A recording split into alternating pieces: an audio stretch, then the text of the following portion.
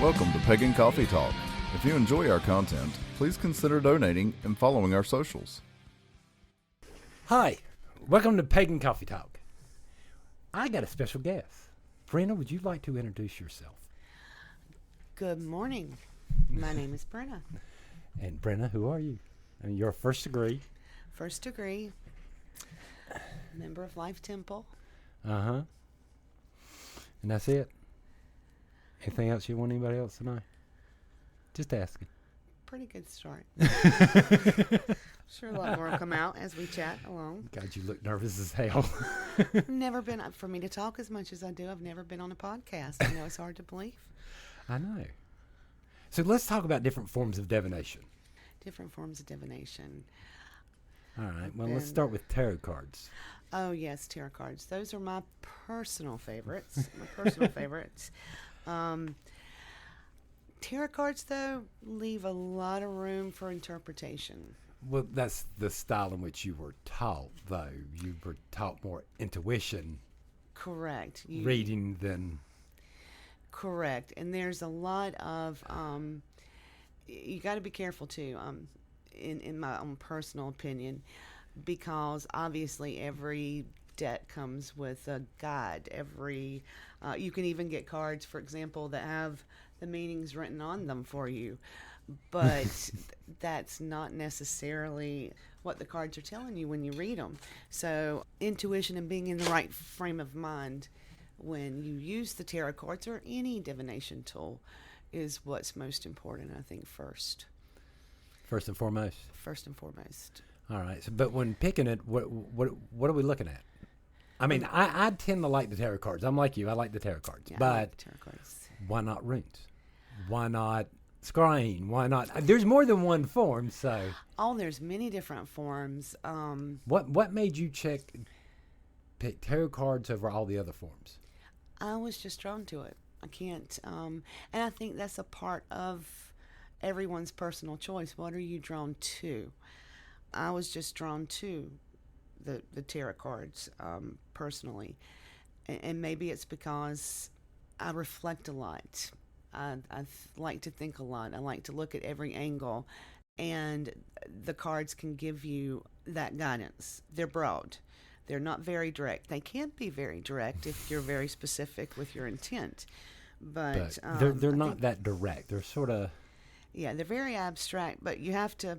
They can be direct if you're asking a very specific, or you're looking for a very specific answer or guidance to a very specific need or problem that you're having. They can be. Yeah, but there are some problems with doing intuition readings like we're taught. Is if you're not in the mood, if you're not in the right headspace, it's very hard to... Correct. I don't know how to explain that. You have to be. In my own personal practice, everybody is different. Everybody is unique. Everybody's path is their own. But we all wind up doing the same thing. You're not going to go do road rage to go to a party, then sit down and do a damn tarot reading. Correct. Yes, exactly. Ground yourself, cleanse your area, set your intent, and that's true for any divination tool. Again, you don't want to have party music playing in the background if you're trying to focus on something serious and solemn, and especially when you set your intent beforehand. So you really have to be in the right frame of mind, and to get there, you have to do certain steps to put you in the right frame of mind, and that's whether it's tarot, whether it's runes.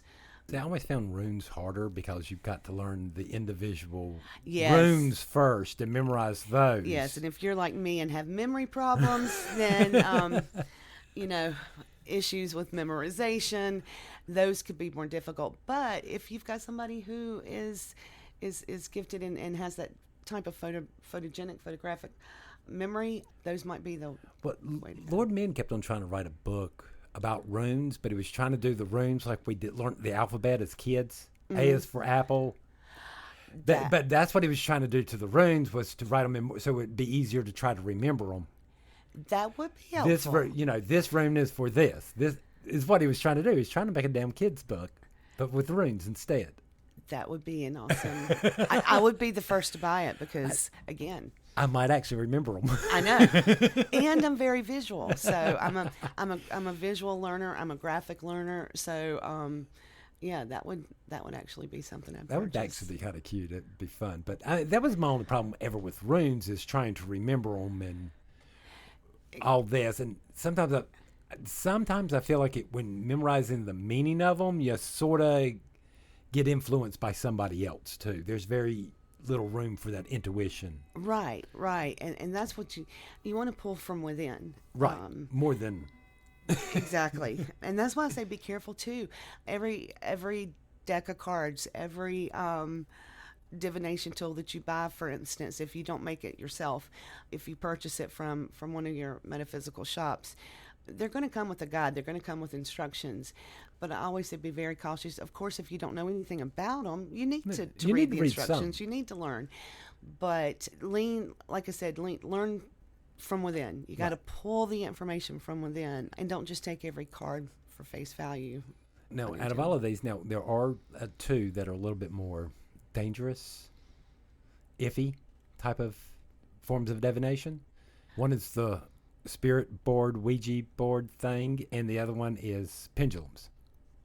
Oh, I love a pendulum, though. Yeah. There's only bad thing about pendulums is when you're a witch, I find myself manipulating the pendulum because I already want the answer. So I can see myself influencing pendulums a whole lot easier. Yes. I know there might be some people that can do it without doing that, but It's hard to because I think I do the same thing, and I use my pendulum a lot as well. But you got to be careful with those too. They're very accurate, and they will answer those specific questions. But you got to be mindful that time here right is not the same as over there. And again, these two are a little bit. It's easier for you to influence these two forms. Correct. So again, there's a higher level of doubt, right, when you get to the answers. Right. I think, and that's why I use my pendulum for different types of divination, or different types of specific answers that I'm looking for. It's not the type of tool that you would want to use for predictability per se. No, because again, there's that whole time is not the same. No, I mean, again, finding water on your property or finding a lost object in your house, that's really good for the whole pendulum thing to help you narrow down. Are my keys in the house? Are they even in the house? Right. That's a good tool. Why does my pendulum keep on pointing to my vehicle? I don't get it. Exactly. But you're right. It can be easily influenced too if you're not careful. And Ouija boards are the same way, or the spirit boards. They are. I can see that a lot, especially when you're messing with or doing it with other people. Mm-hmm. It seems like the person with the strongest personality or the strongest will seems to always get their answers that they want. And those, and then there's the stigma associated too with the Ouija board, mm-hmm. Because you're directly talking to spirit, or because it's a little bit more easier to operate. You can get a little bit more correct, and so weirder stuff. Again, you got to be I think prepared before you use that tool, especially, or any other tool, with your intent, with your space, mm-hmm. setting up your space, because you want to always be mindful and protective of making sure that you've put all safeguards into place. If I'm saying what I need to say, no, you're doing just fine. Without saying. Now let's talk about now there's one form I've put off for the last, and that's scrying. Oh yeah. All right. Now scrying's normally done in front of a black mirror where you have a light and you can barely see it. And just to let everybody know, you don't actually see the images on the actual mirror. You see them in your mind per se. But scrying, learning how to scry takes you down a different path altogether. It does. And I can't say, I have to admit that I haven't been very successful with that. That's a weaker tool for me. Well, believe it or not, here's what I found over the years. If you practice scrying enough, you start to get to the point to where when you don't have a mirror, you can sort of do the same thing. Huh. You know that 1,000-yard stare? Yeah. That's yeah. literally the same mindset you sort of got to be in. You've got to get into that state. That state. So I think it's less about the mirror itself and more about us. That makes complete and total sense. Because where I'm coming from is when you get to scrying, you are pure intuition, no triggers, no nothing. This is pure you. Yes, you're pulling from completely within. Within.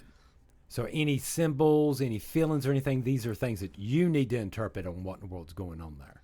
Yes. And there's not a guidebook for that. So let's, in totality, give me your list. From the best forms of divination to the worst. Oh, gosh. I guess. From the best to the worst, I guess. Well, again, these are just my personal preferences. And, right. And I use my tarot cards almost daily. And even if it's just to pick a card for the day to give me an indication how my day's going. So I'm always going to put my tarot cards at the top. Then my pendulum is my go-to. That's my cheat. If again, because I do lose a lot of things, I'm forgetful. So that's my quick go-to. I need kind of a one and done. I got a quick question. I need a specific answer, as long as it's not associated with any right. type of time or date. That's my go-to. Runes. I like runes. I like the idea of runes, but again, the memory work. I'm the kid that needs the instructions right beside her to do the runes. And again, there's nothing wrong with that. Right. Right. I understand a lot of people have to do that. So and you've got to, just with runes or any type of divination, you have to practice. You have to continue working at it to get better. Right. And that's where I stand with the runes as well. I have to continue with it to I mean, it's nice that you have your 50th deck of cards, but until you actually start to use them, they're just exactly dust collectors. Exactly. And then, of course, the scrying would be the most challenging for me. Right. The most challenging. And I guess, too, because in, today's world, everybody's schedule is so busy. I know me personally, I'm raising 2 boys on my own, so I'm always doing something after work, taking somebody somewhere, doing dinner, preparing for the next day. So sometimes it's hard to find the time that I think is involved for scrying that you should dedicate specifically to scrying. Right. And because to get into that state of mind, it takes some time. Yeah, it takes some time. I've met some really good fire scryers. Oh, really? For some reason, I'm sorry, it seems like fire's like the easiest thing to hypnotize yourself in.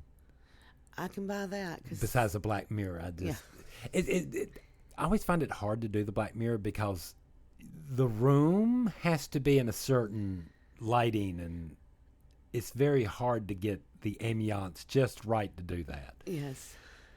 And fire is one of, I think, the strongest elements, and I could get very hypnotized by that, I'm sure. That's my element.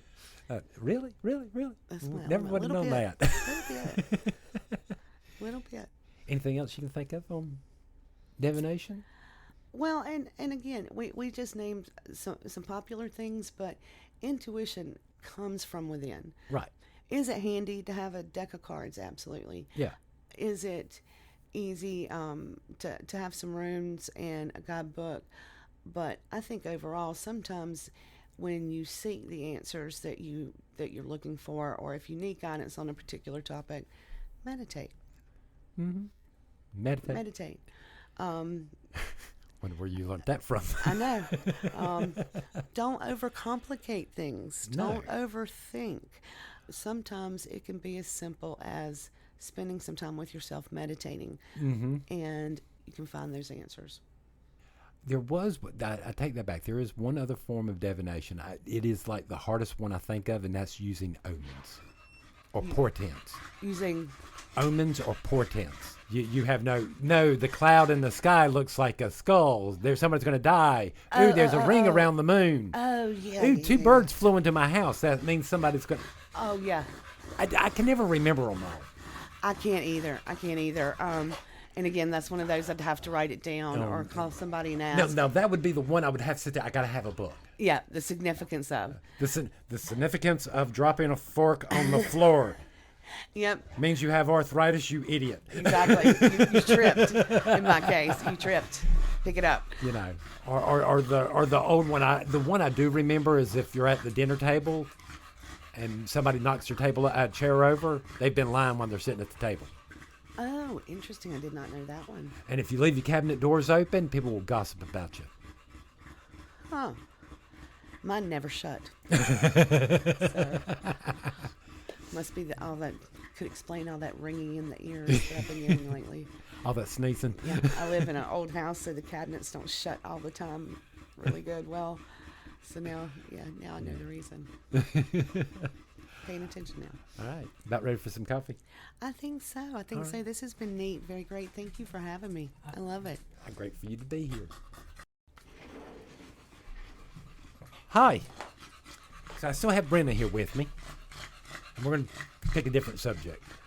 So let's talk about names. Names. Craft names. All right, craft names. At some point, everybody in craft seems to pick a name. For us in our tradition, it's normally you get your first name at first degree. Correct. Let's see. There are a little protocol things here. All right, let's deal with that. All right. Now, again, the majority of the times, if you hear somebody introduce themselves with 3 names, you're probably dealing with third degree. Correct. All right, because in certain tradition, with each degree, we pick up a new name. Right, which is our tradition. Which is, again, not completely followed. Right. Everybody's different. It just happens to be our path. And both the words Lord and Lady are used as title for our high priest and priestesses and anyone over 2nd degree or more. Correct. They are not part of your name. Correct. All right, at the end of the day, nobody is Lady whatever or Lord whatever. Right. That's not. That's a title like Sir or Mrs. or Mr. Or Mr. or Reverend or Pastor. Right. Okay. So now that we got that out of the way. Yes. How do we pick our names? Very carefully.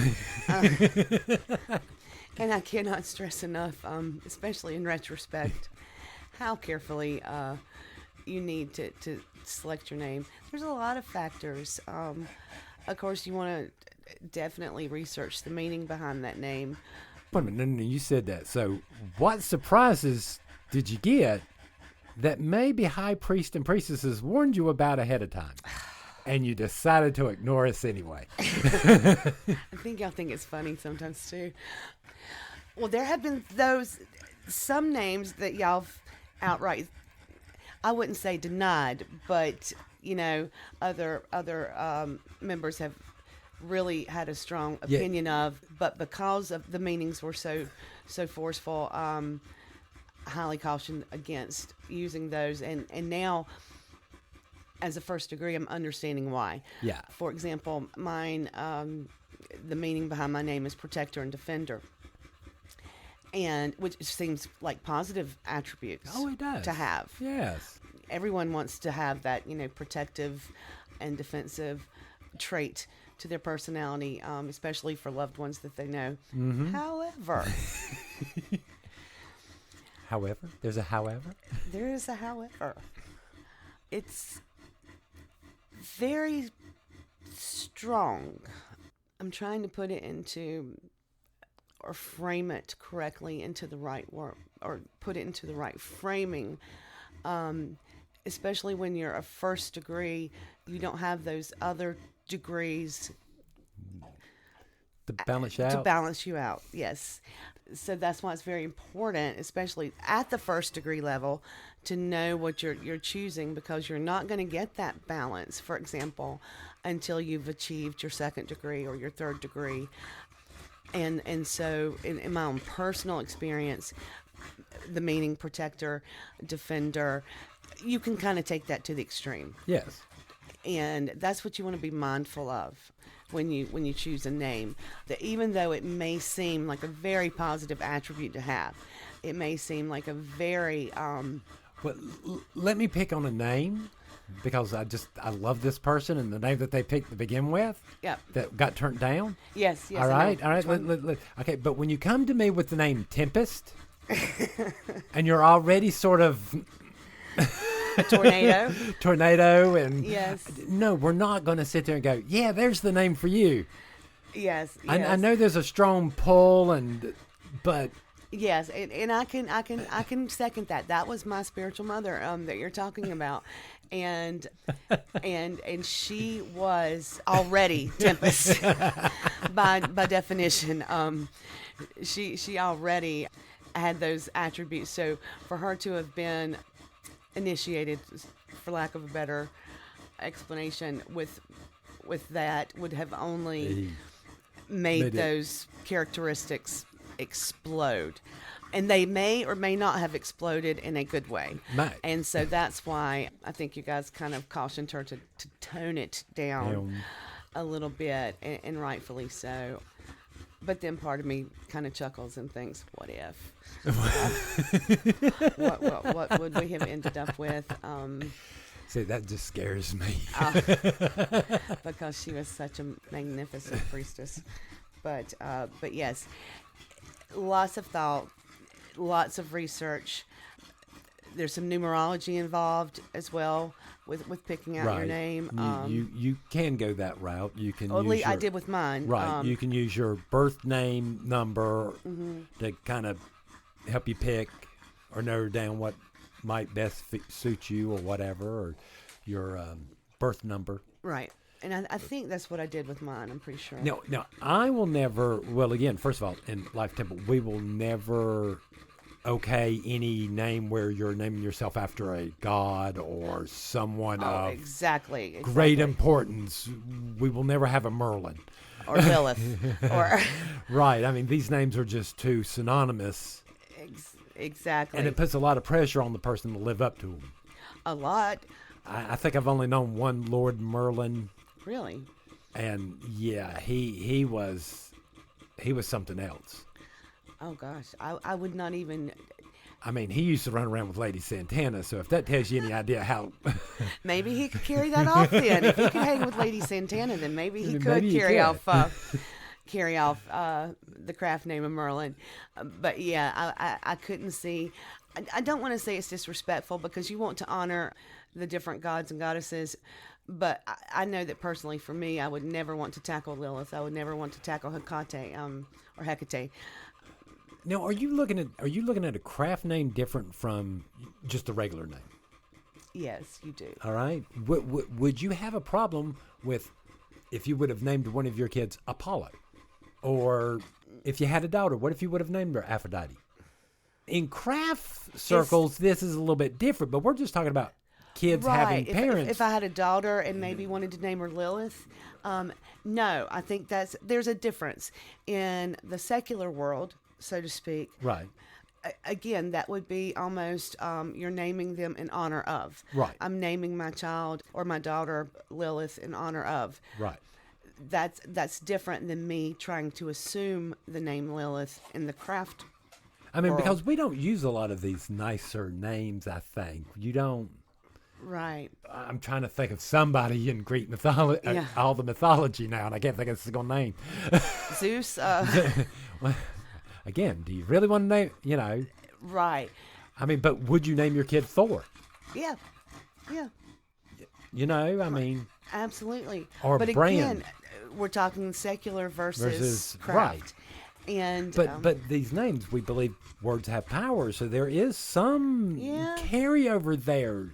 I think so. And we have had some who their secular name is their craft name. Right. Their first degree craft name. Names. And because of the power and meaning associated with their birth name. And the fact that they had carried that name exactly all that time shows that they can hold up to. Exactly. So just that, but I'm asking a question. But then on the other hand, are you actually even? So again, if you do have a kid and you do name him Apollo, are we putting them a little bit extra pressure on there, or maybe? Are you? But it goes back to I think the child though. the child is only going to be feel the pressure if the child believes in the pressure to Right. begin with. So, Okay. if that makes any sense. But again, then you have the parents sitting there going, "Yeah, I named you after this. The hope you would be." Right, but sometimes children don't follow in the No. footsteps of their parents. So I think the pressure is only going to apply if the child allows for that pressure to apply. Okay. And then some of them might really dig it. And But I mean, it's hard not to see the power of names in mundane life. I mean, how many Eugenes have you met that don't look like what you expect? I mean, I'm not trying to be ugly, but none. They mean, they all look like a Eugene. You with me? So I do wonder. I think it's very possible. It's very possible. Maybe parents should maybe be a little bit more careful what they name their kids. 100%. 100%. Do you really want to put up with that? I mean, because even just naming your animals after deities sometimes can be a pain. Yes. Very true. Very true. Be very careful with that. So maybe this does affect even our mundane. It does, but I still go back to The naming after deity is not quite as taboo as what you would what we would do in craft. Or as potent. Right. And especially as they're young. Right. I think, if I had a daughter named Lilith and she chose to follow the same path as I did, then that might... Well, then I have to ask you. I mean, you got two boys. You didn't name either one of them Merlin. Correct. Although one is named after a prophet. So we'll see. We'll see how that turns out. So you still have hope there, Yeah, we'll see. We'll see how that turns out. So far, that hasn't bothered him in the least. So we shall see. But yes, just to kind of circle back, be very careful and know what it's going to bring into play when you choose your name. That doesn't have to be negative. For example, circling back to mine, protector and defender, you just have to learn how to live with your name. Right. Just like you have to learn how to live with, anything else. And be cautious and knowing that it can be a little overwhelming and powerful at times. Right. And you're going to have to rein that in until you reach a different level and can balance it out. All right. So I think it's safe to say, just be very careful. Ready for some more coffee? I am ready for some more coffee. Thanks for listening. Join us next week for another episode. Pagan Coffee Talk is brought to you by Life Temple and Seminary. Please visit us at lifetempleseminary.org for more information, as well as links to our social media: Facebook, Discord, Twitter, YouTube, and Reddit. We travel down this trodden path, a maze of stone and mire. Just hold my hand as we pass by a sea of blazing pyres. And so it is the end of our days, so walk with me till morning breaks. And so it is the end of our days, so walk with me till morning.